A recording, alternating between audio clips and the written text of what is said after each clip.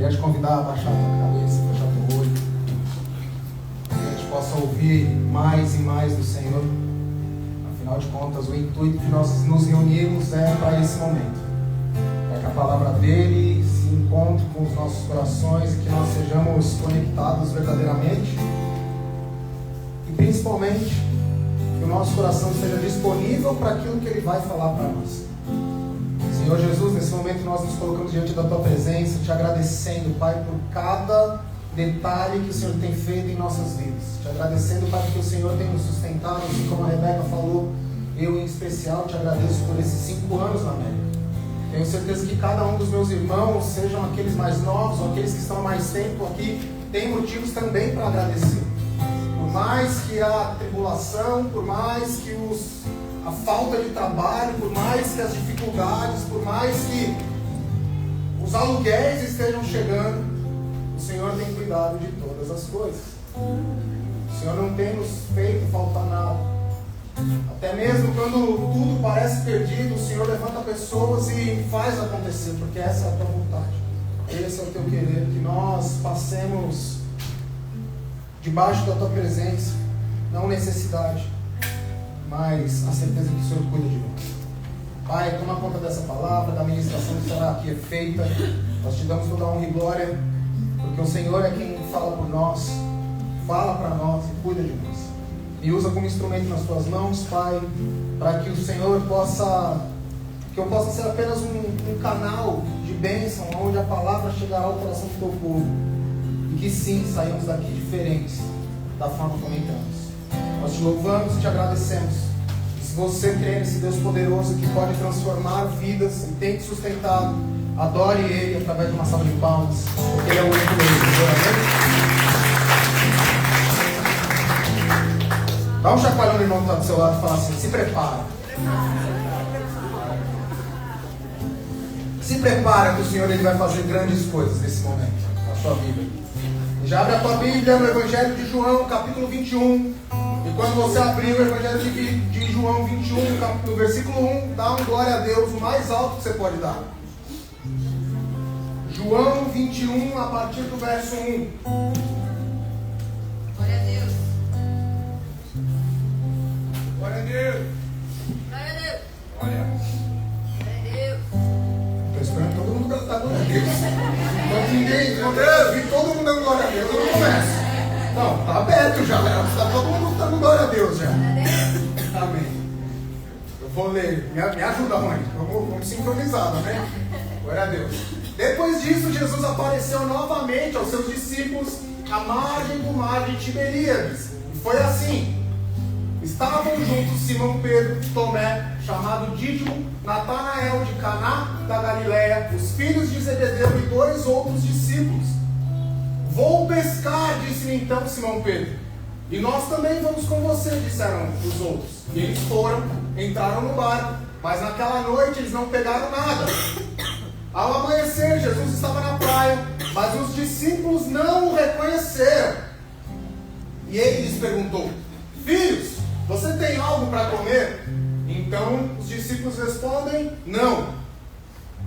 E ele então disse: lancem a rede do lado direito do barco, e vocês encontrarão. E assim então fizeram, mas não conseguiam recolher a rede por causa da quantidade de peixes. E o discípulo a quem Jesus amava disse a Pedro: é o Senhor. Simão Pedro, ouvindo o dizer isso, vestiu a capa, pois a havia tirado, e lançou-se ao mar até aí. Mas segura aí que a gente vai voltar para esse versículo. Aqui a gente está vendo, igreja, um momento único na vida daqueles discípulos. Um momento que pode se confundir com os momentos que nós estamos vivendo ou estamos passando realmente na atualidade. O que a gente vê naquele momento? Os discípulos em frente à ressurreição de Cristo. Essa é uma passagem que ela se confunde com uma passagem no início da caminhada dos discípulos. Porque Jesus, ele é tremendo e ele faz situações de uma forma que ele consegue nos reconectar e trazer à memória aquilo que nos traz esperança, amém?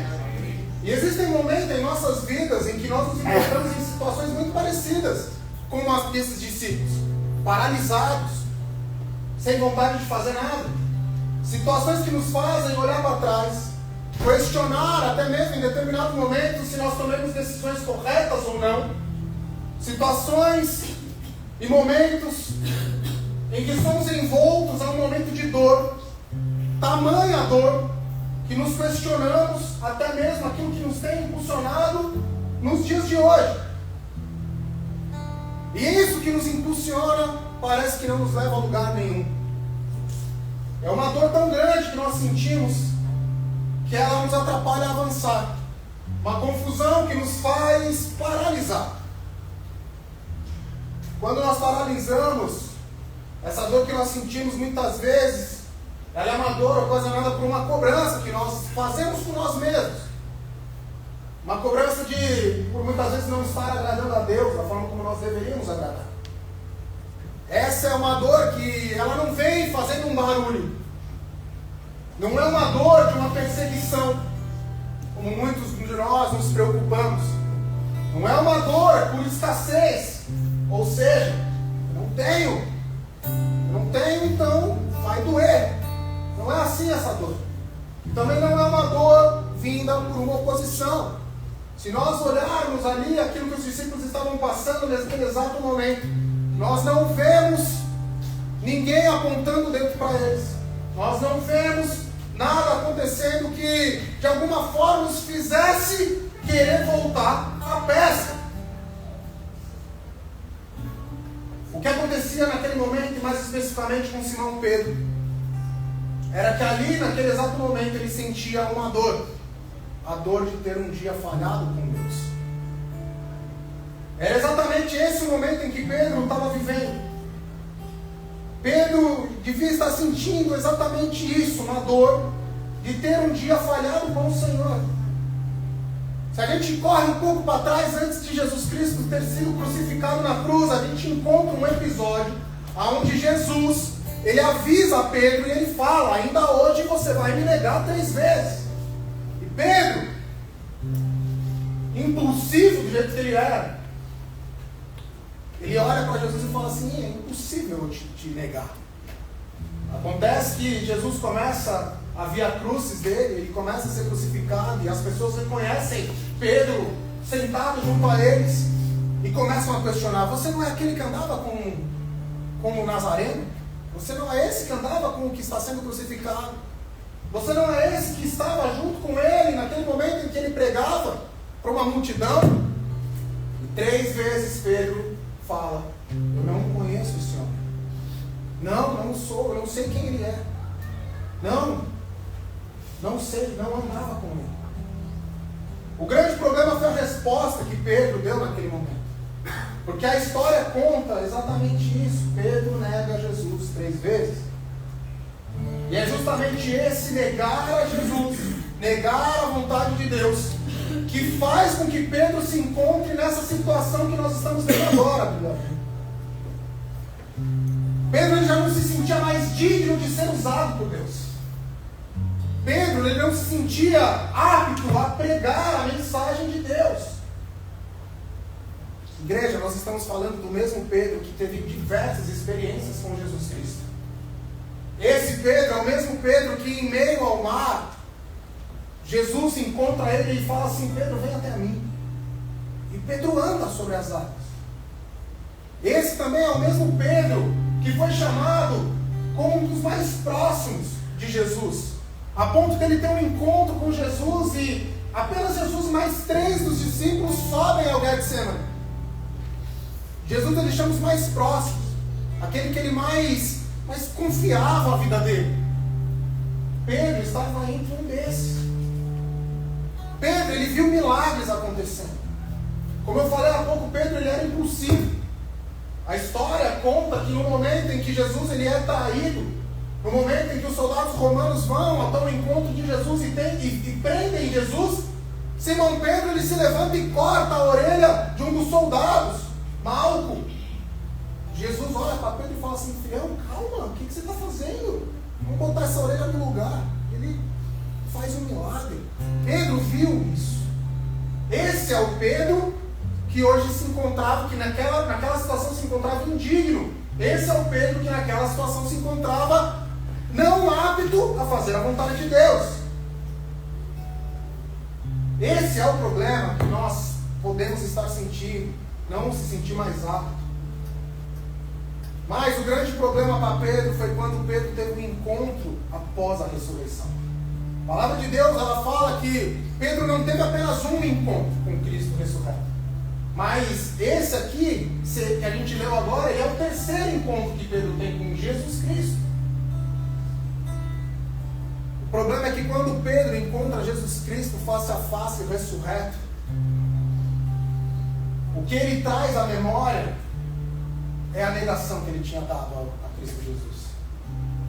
A única coisa que Pedro pensava naquele momento é: eu preciso de distância. Eu não posso estar na presença desse homem. Eu não posso estar na presença do Deus que é vivo. Ele me falou que ia ressurgir da morte. Eu não acreditei. Como é que eu sou apto a andar com ele agora? A única coisa que Pedro naquele momento pensava é: eu preciso fazer algo que eu sei fazer. Eu vou voltar a pescar. Igreja, é importante a gente observar que Pedro, quando ele quer pescar, ele não o faz porque ele não acredita mais no Senhor Jesus, mas ele o faz porque ele não se sentia mais pertencido àquele movimento. Entende, igreja? Pedro, ele não se sentia restaurado. Não é que ele não se sentia restaurado, não é que ele não se sentia digno de estar na presença de Cristo.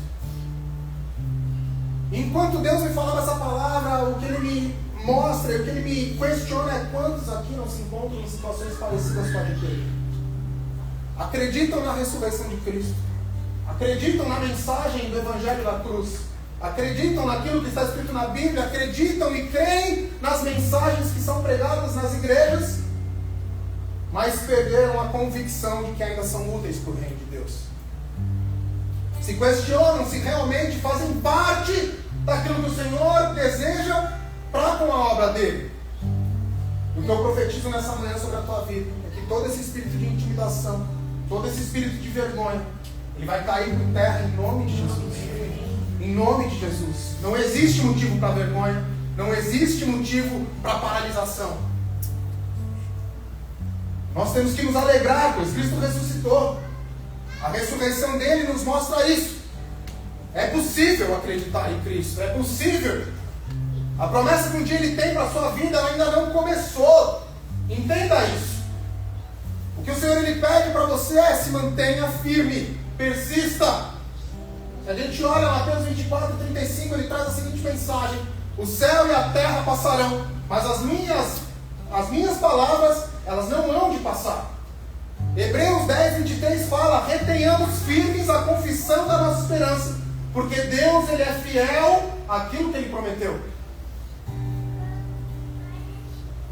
Ele não desistiu, ele não esqueceu de você. Por mais que nesse exato momento você esteja se questionando, por mais que nesse exato momento você esteja com seus pensamentos embaralhados, o que o Senhor ele te fala nessa manhã: eu não esqueci de você. Eu estou junto contigo no barco. Igreja, duas coisas me chamaram muita atenção nesse texto.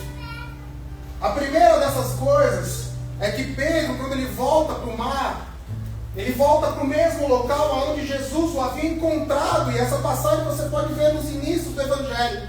Se você tiver curiosidade, depois na sua casa, leia Lucas 5. Você vai ver o encontro, o chamamento de Jesus com aquele homem.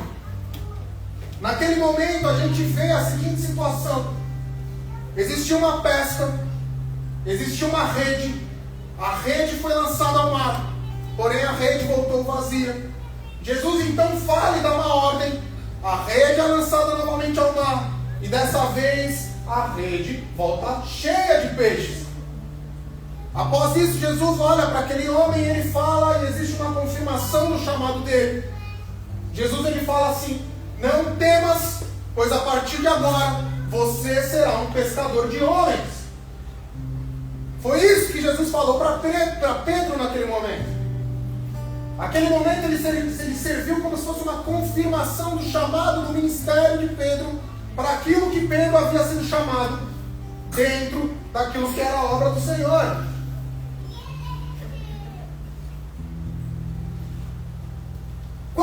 Quando Pedro ele decide voltar para aquele mesmo mar, para aquele mesmo barco, para aquela mesma situação, o que a gente consegue enxergar é Pedro querendo voltar para algo que para ele era familiar. Algo que para ele no passado era uma zona de conforto. Algo que para ele trazia um calorzinho emocional. Por isso Pedro decide voltar. E é justamente isso que acontece quando nós nos encontramos em momentos ou situações onde tudo parece perdido para nós. Afinal de contas, quantos aqui, no tempo em que vocês estão nessa terra, em algum momento já não se questionaram: será que eu tenho que estar aqui nesse lugar? Não precisa nem levantar a mão, que eu sei que todo mundo já fez isso. Todos nós fizemos isso em algum momento. Será que esse é de fato o lugar onde eu tenho que estar? Poxa vida, eu não tenho ninguém aqui. Cadê minha família? Poucos são os que têm famílias aqui. Família, né, de convivência. Nós somos uma grande família, né? Mas são poucos que têm esse privilégio de poder bater na porta e falar assim: irmão, irmã, de carne, de sangue, vem aqui, vamos fazer um churrasco. Mãe, pai, vem aqui, você pode vir aqui na minha casa hoje. São pouquíssimos que têm isso. Quando a frustração ela é tamanha, ela é grande, a única coisa que a gente busca, igreja, é voltar a algo que nos traz conforto, voltar a algo que nos é familiar, aquilo que nós sabemos fazer.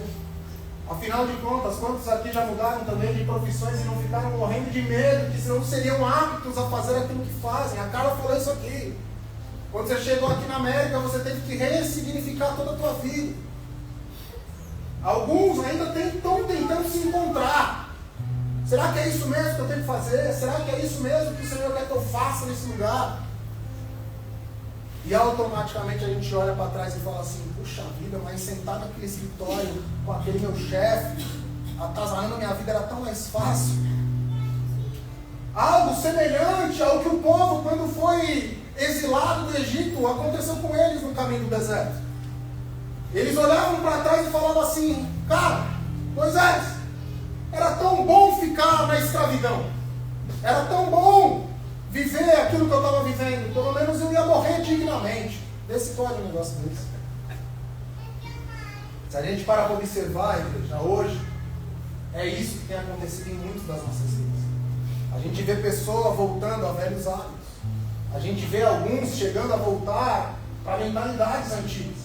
Outras pessoas voltando ao pecado que antes trazia prazer e conforto. Pessoas que estão deixando de viver o propósito e tendem a querer voltar para aquele lugar onde antes era bom.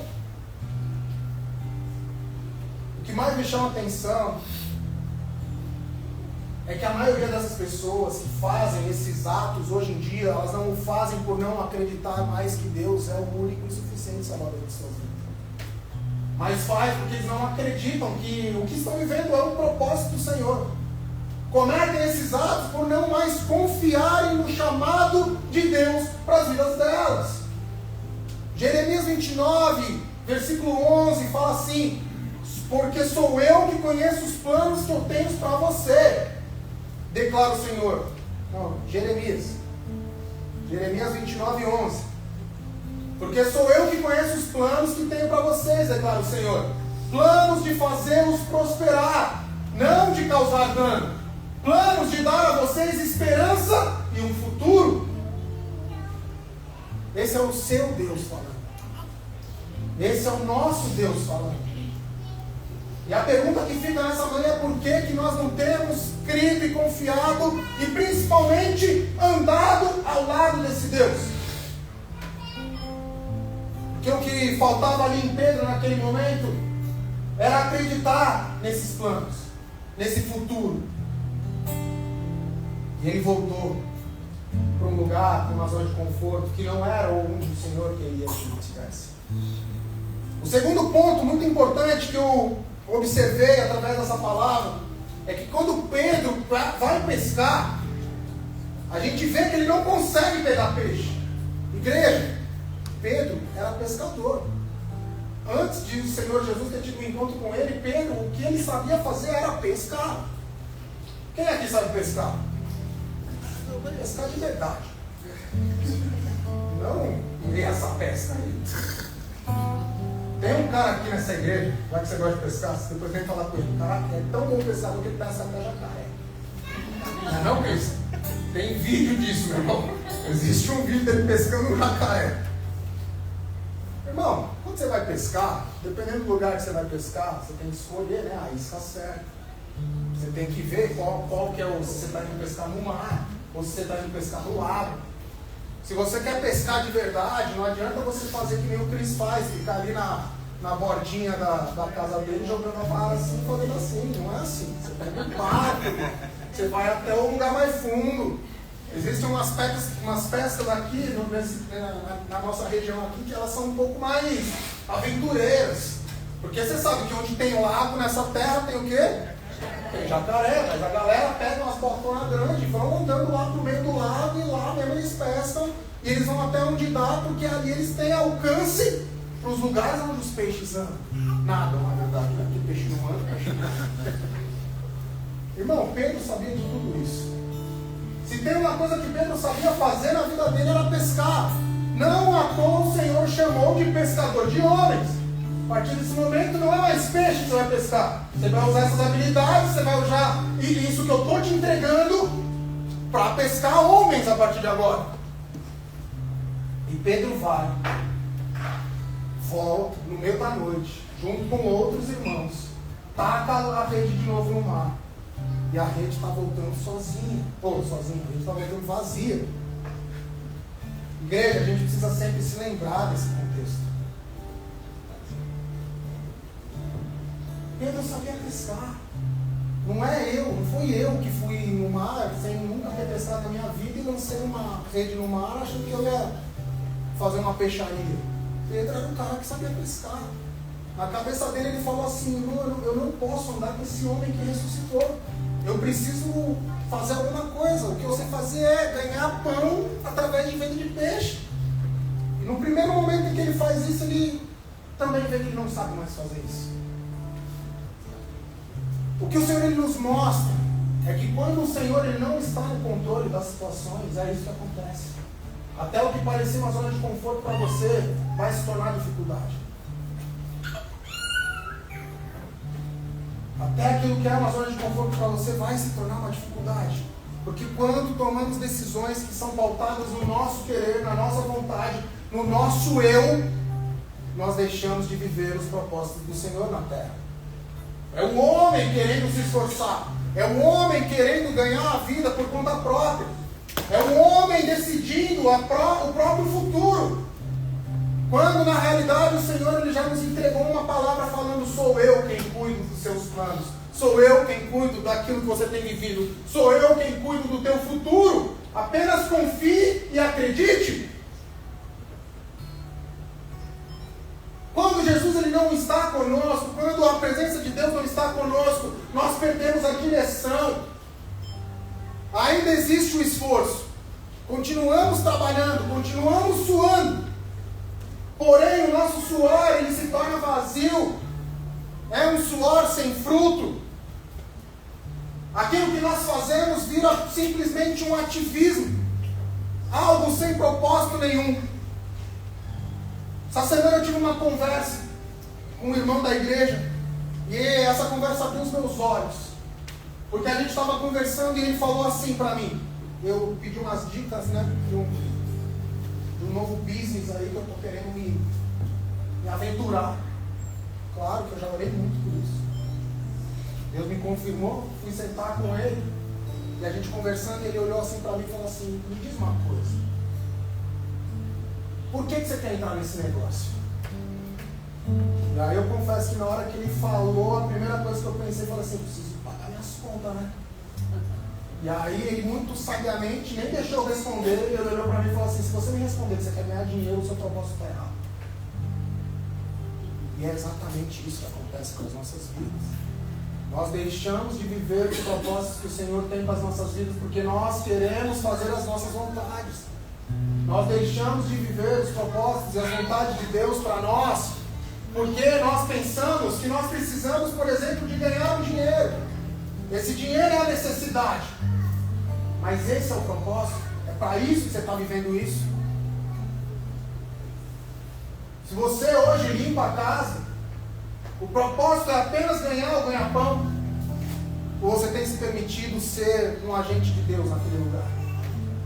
Ou você tem se permitido deixar Deus te usar naquele local? Se você hoje coloca um piso, será que você tem sido um agente daquele momento? Será que para aqueles que estão do seu lado, você tem sido a luz? O outro irmão da igreja, semana passada, a gente se despedindo, ele olhou para mim e falou assim: seja a luz. Eu confesso que ao primeiro momento eu olhei para ele e falei assim: o quê? Meu irmão, seja a luz aonde quer que você está. Você tem sido luz em meio à escuridão que você tem se encontrado?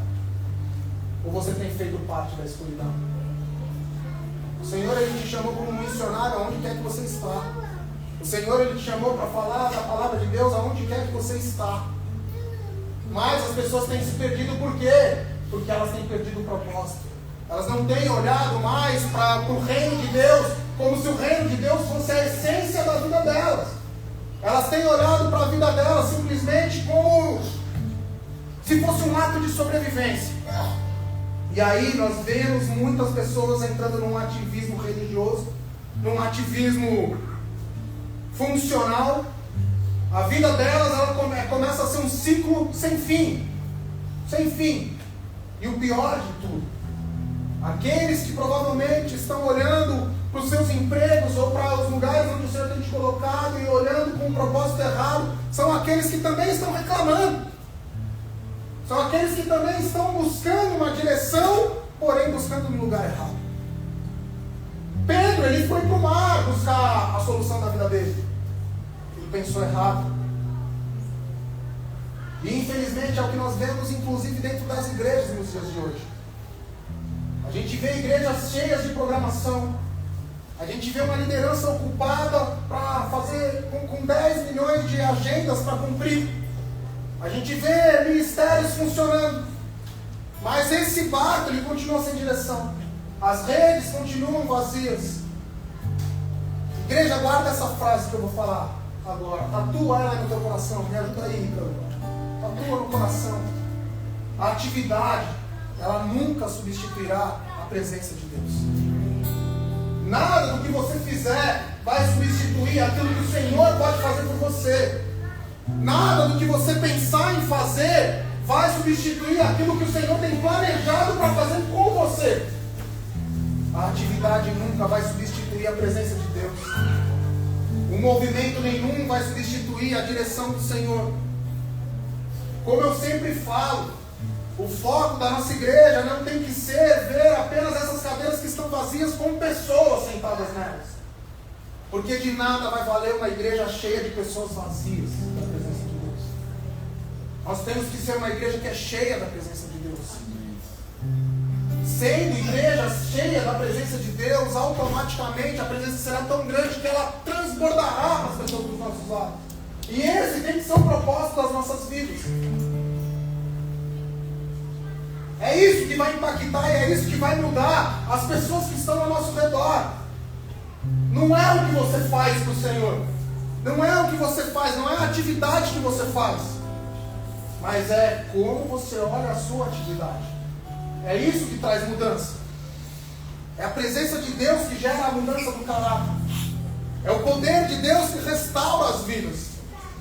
Eu poderia ficar gritando aqui no altar. Eu poderia ficar falando um monte de coisa. Mas se a presença de Deus ela não for até o teu coração, se você não permitir que Deus molde o teu coração, de nada vai valer que nenhum pregador faça. Porque o que transforma não é uma palavra pregada no altar, mas é o poder de Deus sendo inserido no teu coração. E por mais que você se imagine não apto ou não digno de estar nessa presença, o que o Senhor Ele mais quer é que você entre nessa presença. Eu imagino que Pedro, naquele momento, aquele pensamento indigno, o mesmo pensamento que muitos de nós costumamos pensar, olhar para o Senhor e falar assim: Deus sabe o que eu estou fazendo de errado. Pedro, eu fico imaginando, eu gosto de imaginar, quando eu leio a Bíblia, eu fico tentando imaginar o que acontecia nas cenas. Eu fico imaginando, na primeira vez que Pedro encontrou Jesus, o choque que foi. Porque se Pedro pensou em ir, voltar para fazer o que ele fazia quando ele encontrou Jesus ressurreto, imagina o choque que foi para Pedro. Mas não um choque de espanto de meu, o cara ressuscitou mesmo. Mas um choque do tipo assim, cara, aquilo que o cara falou era verdade, irmão. Eu só fiz besteira do lado dele.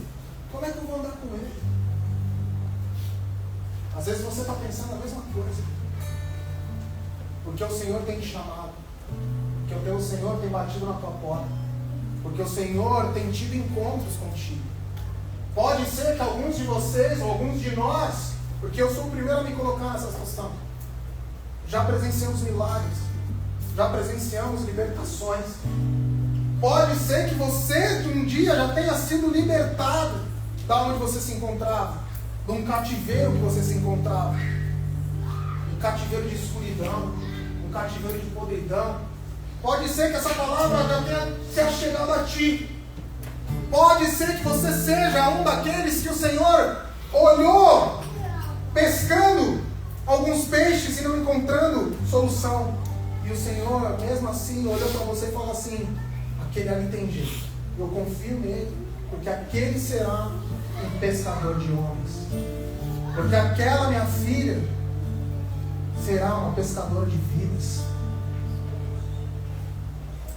A única certeza que nós temos, igreja, é que Deus nunca abandona aquele que está perdido, amém? Ele quer encontros constantes e genuínos conosco. O Senhor, Ele não abandona aqueles. O desejo, o maior desejo que o Senhor tem para conosco é ter encontros conosco. Quando Deus cria o homem, a palavra de Deus fala que Ele tinha encontros com aquele homem ao tardar dos dias.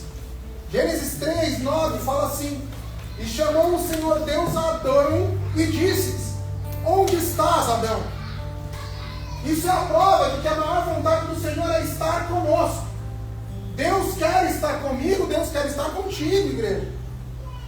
Jesus, Ele também revela o coração do Pai, quando Ele, em uma das suas ministrações, Ele fala, e isso está lá em Lucas 15, versículo 4, que homem dentre vós, tendo 100 ovelhas, e perdendo uma delas, não deixará no deserto as 99 e vai após a perdida até que venha achá-la. Esse pastor é o seu Deus. Um pouco antes, para o profeta Ezequiel, ele já tinha entregado a seguinte mensagem: porque assim diz o Senhor Deus: eis que eu mesmo, o Deus, procurarei pelas minhas ovelhas e as buscarei. Igreja, você pode tentar se esconder de homens, você pode até conseguir.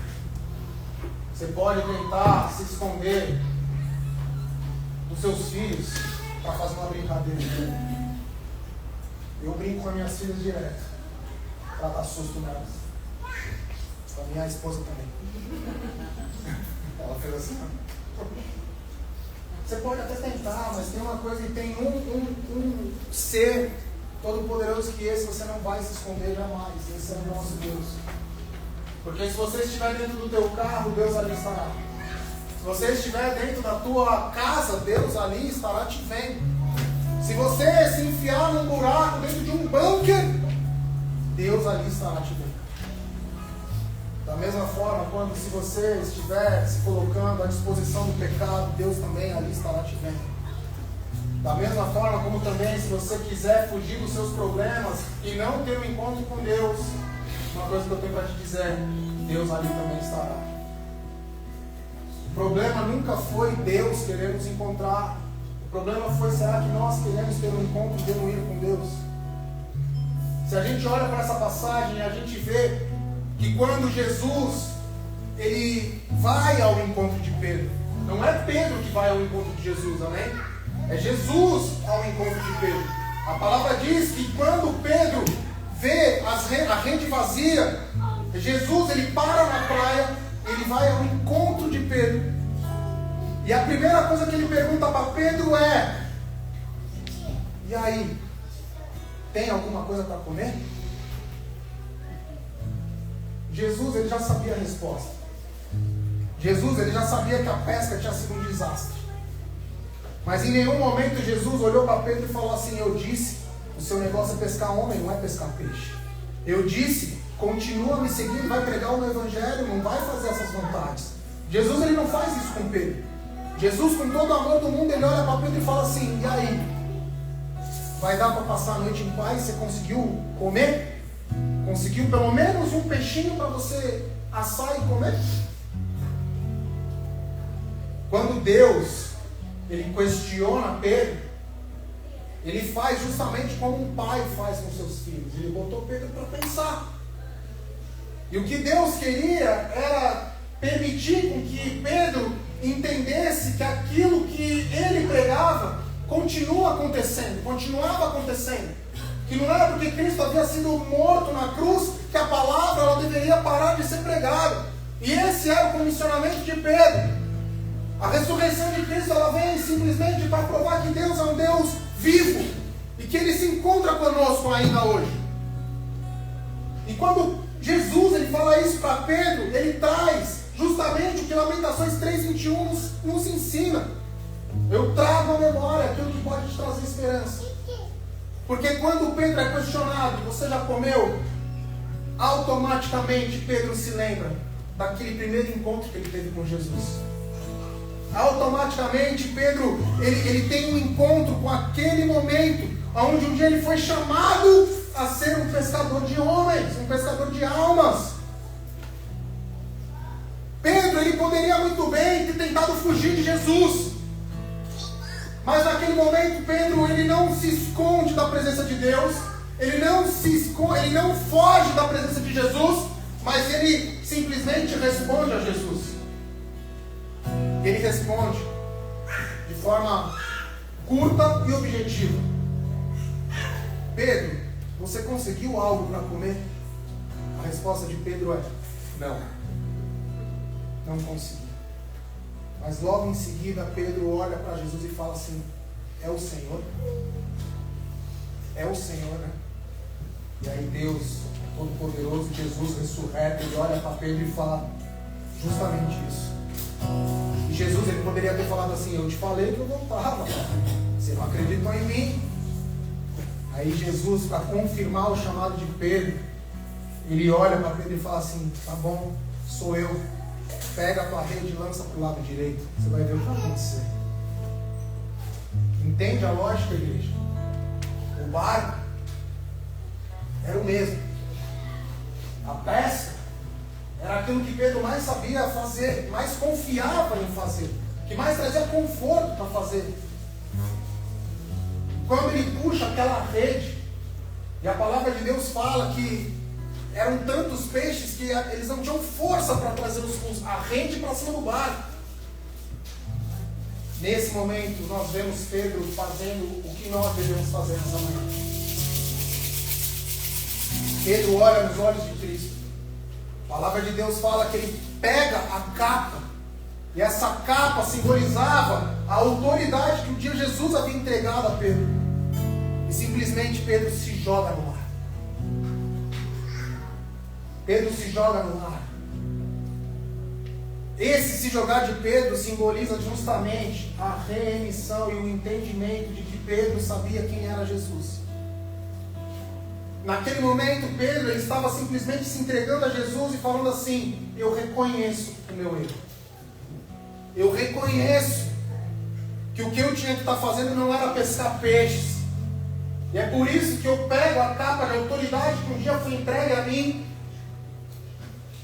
e eu me esvazio da minha vaidade, do meu orgulho, eu me lanço aos teus pés.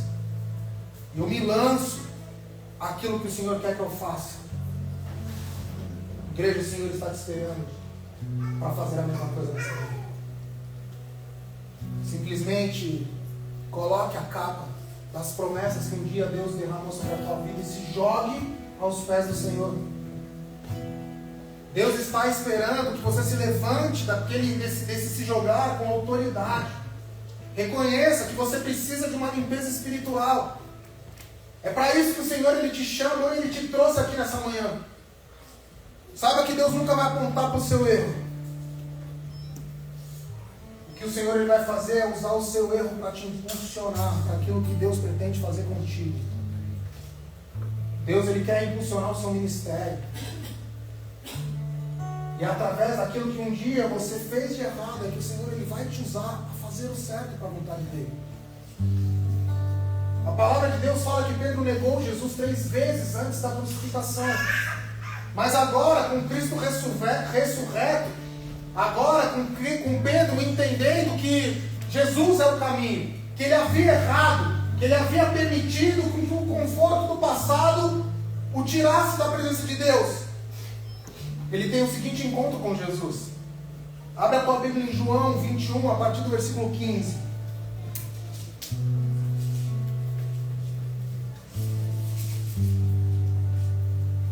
A palavra de Deus diz assim: depois de comerem, Jesus perguntou a Simão Pedro: Simão, filho de João, você me ama mais do que esses? E Pedro respondeu: sim, Senhor, tu sabes que te amo. Jesus então disse: cuida dos meus cordeiros, apacenta minhas ovelhas. E novamente Jesus disse: Simão, filho de João, você me ama? Então Pedro responde: sim, Senhor, tu sabes que eu te amo. E então Jesus disse: pastorei as minhas ovelhas. E pela terceira vez então Jesus questiona: Simão, filho de João, você me ama? Pedro então ficou triste, porque Jesus lhe perguntou pela terceira vez: você me ama? E então disse: Senhor, tu sabes todas as coisas, e sabes que eu te amo. Então Jesus lhe disse: cuide das minhas ovelhas. Igreja, se nós pararmos para pensar e refletir nesse ato e nesse momento que aconteceu, a gente enxerga uma grande revelação daquilo que o Senhor tem para entregar para as nossas vidas. Jesus, ele quando encontra Pedro, ele está sentado, a palavra de Deus diz que eles pegam aqueles peixes, eles colocam os peixes para assar, e eles sentam ali para ter uma mesa, um tempo de comunhão. Jesus, ele poderia ter questionado 1 milhão de coisas para Pedro. Jesus poderia ter olhado para Pedro e falado assim: Pedro, você é capaz, não deixa o medo te aprisionar. Pedro, agora você aprendeu a lição? Ou então, Pedro, você pode me garantir que você nunca mais vai falhar? Jesus ele olha para Pedro e ele fala assim: você me ama?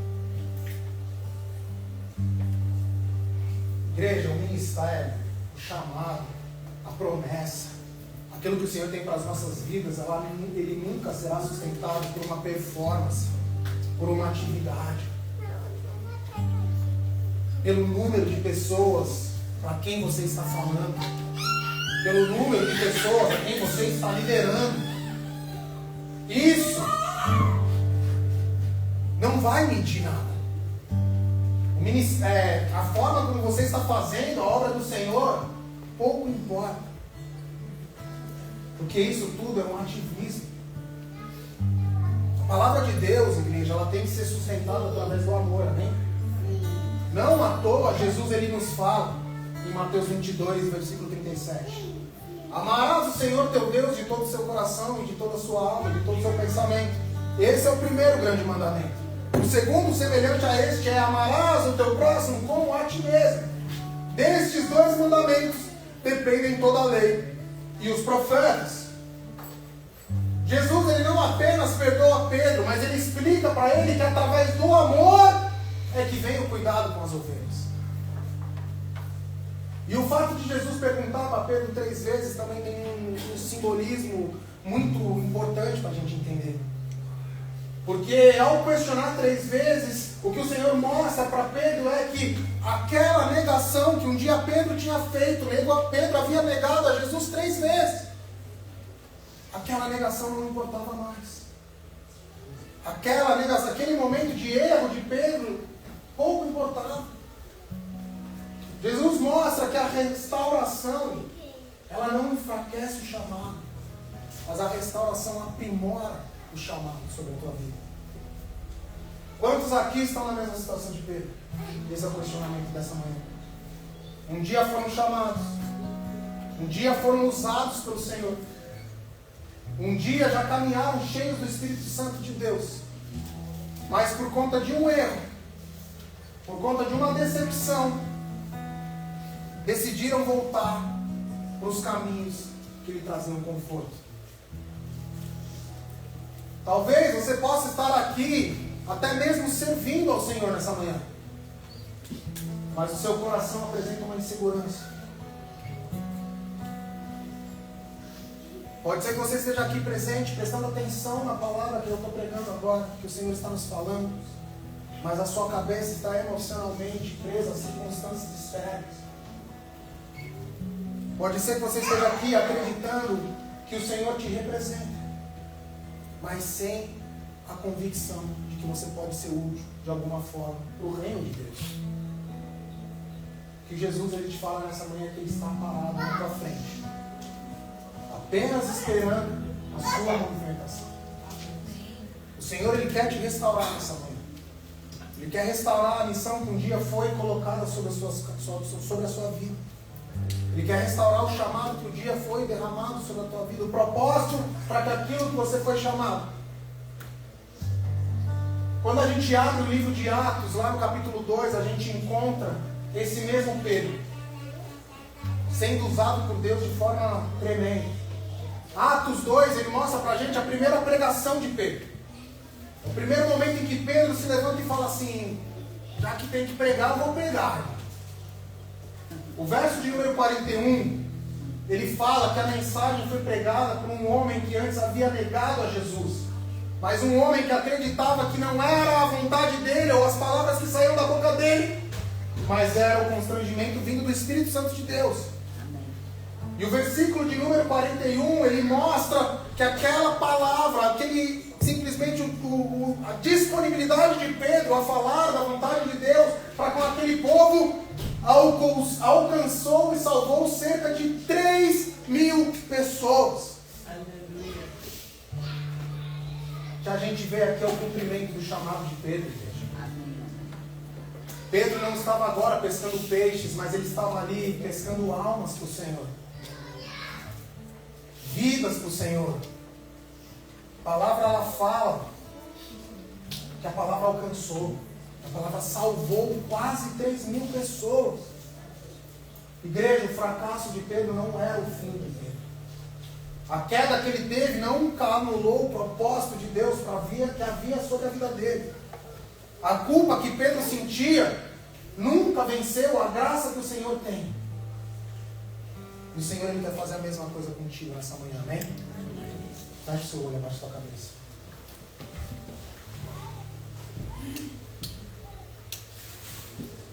Jesus ele está na tua frente agora. Jesus ele está olhando para você nesse exato momento. E Jesus, nesse exato momento, ele não está apontando o dedo para você ou questionando sobre o teu erro.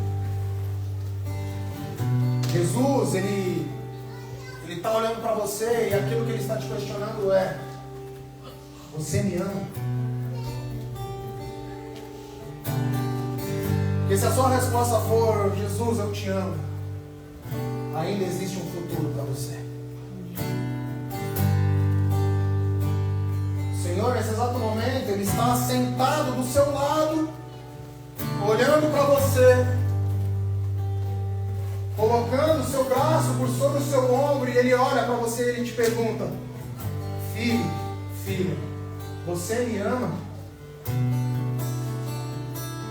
Se a sua resposta for: Deus, eu te amo, ainda há um ministério na sua vida. Jesus, nesse exato momento, ele está te abraçando, assim como um pai abraça um filho. De forma amorosa, ele sussurra sobre o teu ouvido: filho, você me ama. resposta for, Pai, eu te amo, que o Senhor Ele te fala nessa manhã que ainda existe um propósito. Ainda existe um propósito. Erro nenhum, medo nenhum pode te distanciar do amor que o Senhor tem sobre a sua vida.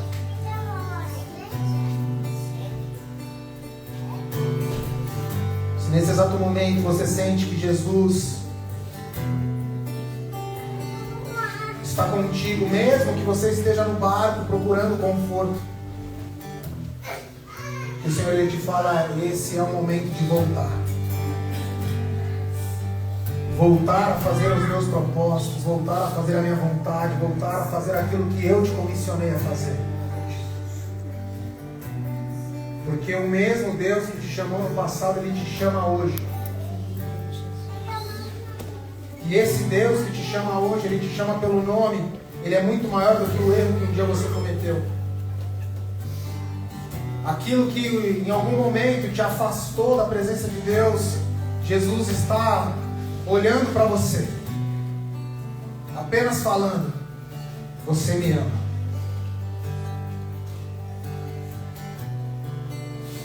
Se vocês que amam o Senhor de todo o teu coração, de toda a tua vontade, que nessa manhã precisa se restituir, precisa ter uma restituição daquilo que um dia você foi chamado a fazer. Se esse é você, eu queria te convidar a ficar de pé no teu lugar.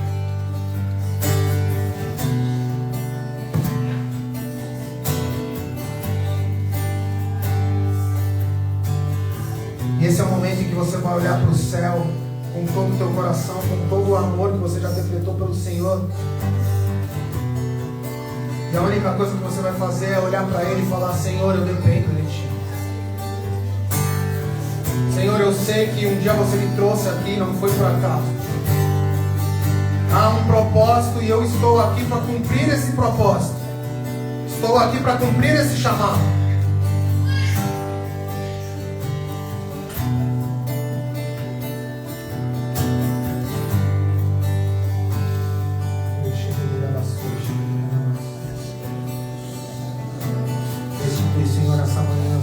Corações que se encontravam aprisionados ao pecado. Restitui, Senhor, nessa manhã corações que se encontravam longe da Tua presença. Restitui, Senhor, os sonhos que foram roubados, as vontades que eram suas vontades e foram roubadas. Tira, Senhor, dos corações o eu, o orgulho, a vaidade, e faz com que eles voltem a depender exclusivamente de Ti, ó Deus. Porque a Tua vontade, ela é boa, perfeita e agradável às nossas vidas. E é essa vontade que nós iremos buscar, e é essa vontade que nós iremos nos colocar à disposição. Apenas adore ao Senhor nesse momento, igreja.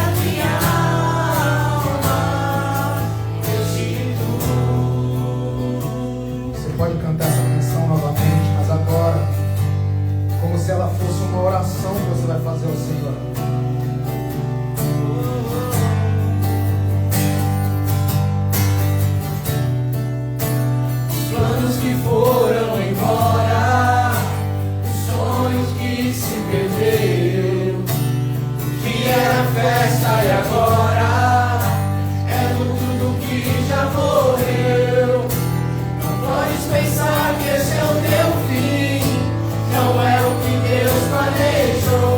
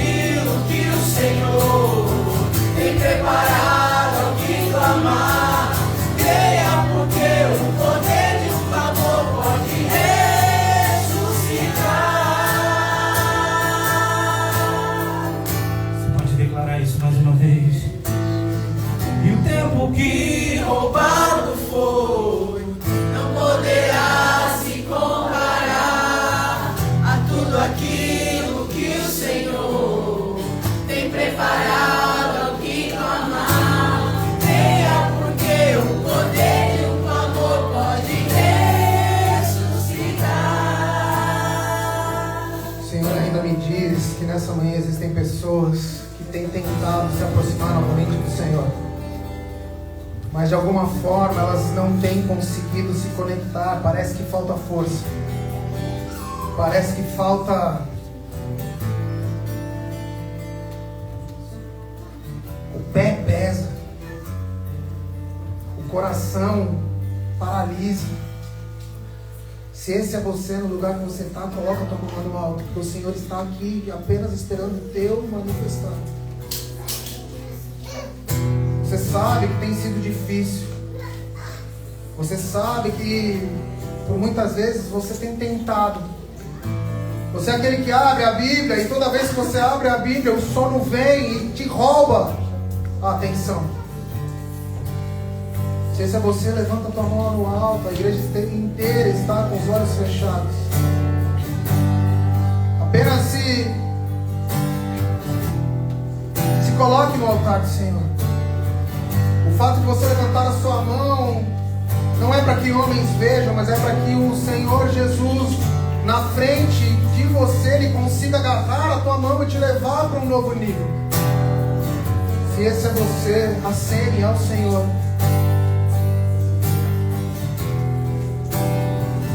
Não deixe de se aproximar daquilo que o Senhor tem para te oferecer nessa manhã. O Senhor, Ele quer mudar a tua vida nessa manhã. Um dia você foi chamado para pregar um evangelho. E hoje, devido às circunstâncias, você tem se encontrado paralisado. O Senhor, Ele te restaura esse chamado. Ele restaura esse chamado. Ele não se esqueceu de você. Ele nunca se esqueceu de você. Apenas acene ao Senhor e Ele vai fazer infinitamente mais daquilo que você um dia pensou, planejou. Porque os planos são deles, não são os seus planos. Apenas se coloque diante do altar. Apenas se coloque diante da presença. Eu queria que a igreja inteira colocasse a mão no teu coração nesse momento. E se você puder repetir essa oração, repita comigo. Senhor Deus, eu sei que por muitas vezes eu tenho voltado para a minha zona de conforto. Mas nessa manhã eu entendi que aquilo que o Senhor coloca sobre a minha vida, que os planos que o Senhor determinou para mim, que os projetos que o Senhor um dia colocou sobre mim, eles não se apagaram, eles não se frustraram. Eis-me aqui, Senhor, e eu reconheço que sem Ti eu não sou nada, que sem a Sua presença eu não sou ninguém, que sem o Teu poder eu nada posso. Transforma a minha história, me faz chegar mais perto de Ti, Jesus. Que eu não olhe para o conforto do meu lar, mas que eu também não tenha medo para onde o Senhor irá me levar, porque eu creio que a Tua vontade é boa, perfeita e agradável para a minha vida. E eu decreto nessa manhã que eu pertenço a Ti, que a minha vida é Tua, que o que eu tenho e o que eu sou é Teu, e que nada irá roubar os planos e a Tua vontade para a minha vida. E é por isso que eu decreto, para que o inferno escute, para que os anjos vejam e para que seja conectado com o céu. Eis-me aqui, Senhor, usa-me a mim, para que o Teu poder e a Tua vontade sejam decretadas e feitas nessa terra. Dá a mão para o irmão que está do seu lado e repete essa oração comigo. Se Deus é por nós, quem será contra nós? O Senhor é o meu pastor, e nada me faltará. 1000 cairão ao meu lado, 10.000 à minha direita, e eu não serei atingido. As portas do inferno não prevalecerão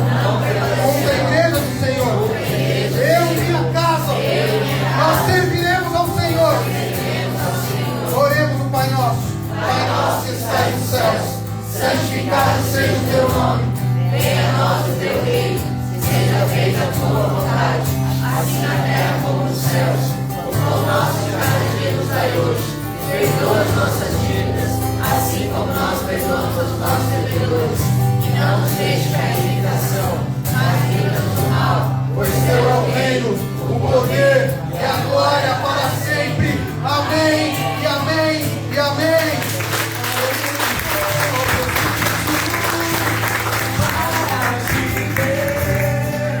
Pois não posso deixar que siga sem me perceber.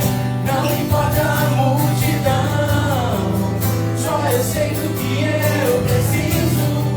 E eu preciso do teu olhar, do teu olhar, do teu olhar. Olha pra mim. Amém, igreja. Eu creio que houve um tempo de restituição nesse lugar, amém? Que o Senhor seja louvado, engrandecido e exaltado. Igreja, antes de terminar esse culto, eu queria fazer um último ato para que a gente possa ir para as nossas casas e ficar tranquilamente, em paz, vivendo e regozijando-se daquilo que o Senhor fez conosco nessa manhã, amém? Queria que a palavra de Deus diz que nós temos que celebrar cada momento, cada segundo das nossas vidas. E a partir dessa data nós iremos celebrar a vida dos nossos irmãos, amém? Amém. A gente sabe que é muito bom, cara, você acordar num determinado dia, Júlio, e falar assim: Deus, eu venci mais um ano. Amém. O Senhor permitiu que um novo ciclo começasse sobre a nossa vida, sobre a minha vida. E nessa manhã eu queria convidar todos os que fizeram aniversário no mês de fevereiro, que você pudesse vir aqui ao altar do Senhor. Pode acender a luz. Se você pudesse vir ao altar do Senhor, amém? Se você é aniversário em fevereiro, vem aqui. Júnior, vem aqui também, que eu sei que você é aniversário. César está no futuro. E como nós não fizemos, vem ao altar. Aqui em cima, igreja. Aqui em cima. Como a gente não fez isso em janeiro, os aniversariantes de janeiro venham ao altar também. Não, pode vir. Eu sei, irmão. Ícaro. Vem, Juju. Vai, cadê você? Vai, sempre faz. Quem faz aniversário agora faz também. Faz em julho. Vocês, a igreja inteira nasceu em janeiro e fevereiro. Glória a Deus. Amém? Vamos cantar parabéns? Não, vamos orar. Crente ora. Crente ora, irmã. Glória a Deus. Igreja, estende a sua mão de direção aqui ao altar. Eu acho que a gente vai ter que fazer o de janeiro.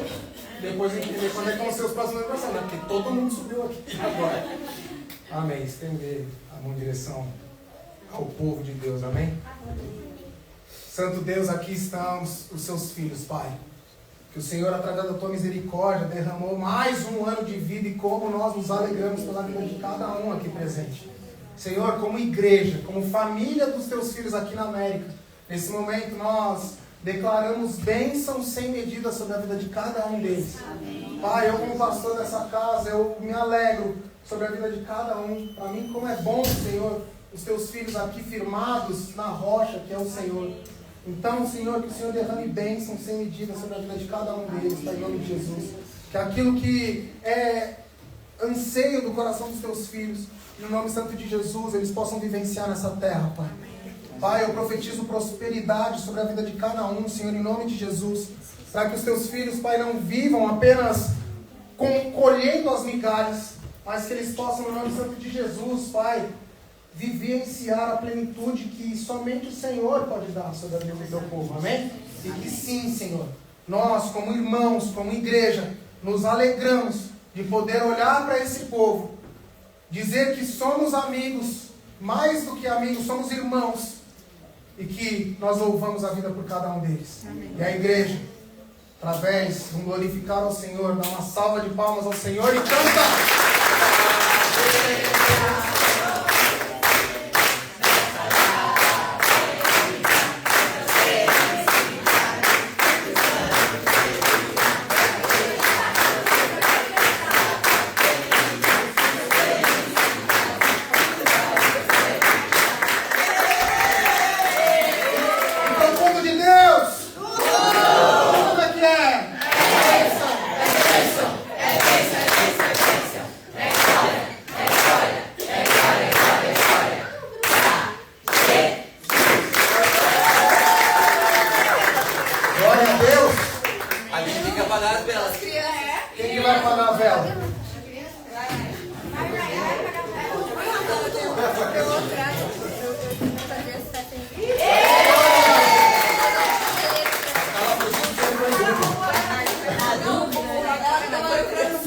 É mesmo, ela tá quase pegando. Ó, não vai embora sem dar parabéns pros seus irmãos, amém? Vamos comer esse bolo aqui, ele não é cenográfico, é bolo de verdade. As irmãs vão fazer um milagre da multiplicação do bolo, amém? Nós cremos nisso. Ó, a comunicação tá pedindo foto. Junto aí, vocês. Júlio, você vai sair também, cara. É raro,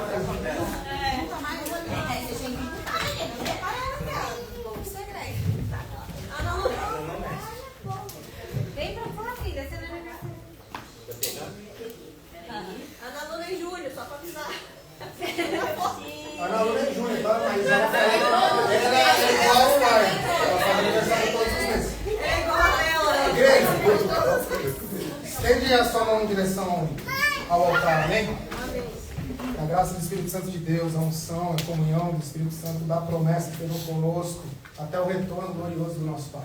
Amém. Que nós possamos ir para as nossas casas em paz, com a certeza de que os planos e os propósitos que o Senhor tem para as nossas vidas, eles não terminaram por conta de um erro ou por conta de uma falha.